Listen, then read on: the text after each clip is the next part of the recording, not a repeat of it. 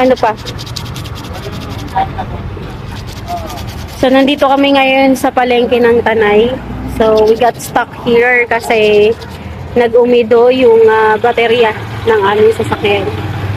So, minsan talaga merong mga pagkakataon na hindi natin inaasahan.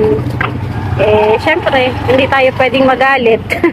Kasi it's a situation. Hindi tayo pwedeng magalit. Hindi tayo pwedeng magalit. So, tayo pwedeng mainis. hindi yun inaasahan. So, instead na magalit, tayo sa mga bagay instead na mainis, syempre, focus on the solution. Diba? Yun yung lagi sinasabi ni Ariel. So, yun siya. Yun siya ngayon. So, inaayos niya yung baterya. Tumatataligod na. Inaayos niya yung baterya. Mama, buko yun.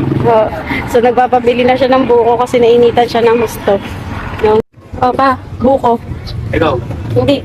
Ikaw, Mio? Para hindi ka magalit. Hindi galit. Hindi ngayon yung panahon na dapat kang magalit. Dapat dyan ay Yung panahon mahinawan sa pag-iisip ng solusyon. yung panahon dapat yung mapapait ka. Ano bang nangyari? Bakit tayo umandar?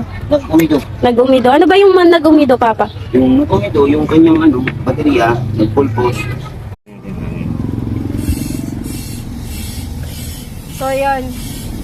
Nag-start na si Dudoy kaya makakalis na kami sa initan. Ayan, buti na lang talaga at hindi mainit ang ulo ni Ariel today. Ayan, sabi niya, this is not the time para mainis, magalit. Yes. Kasi kapag nangyari yun, hindi niya maayos yung sasakyan namin. Pero anyway, kaya niya naman talaga yun. Kasi inaaral niya talaga eh.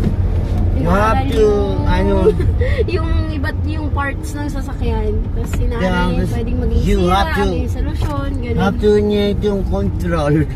Pusa ka na. Pero sa totoo lang, naiinis na to kasi sobrang init. Na-stuck talaga kami sa init, grabe.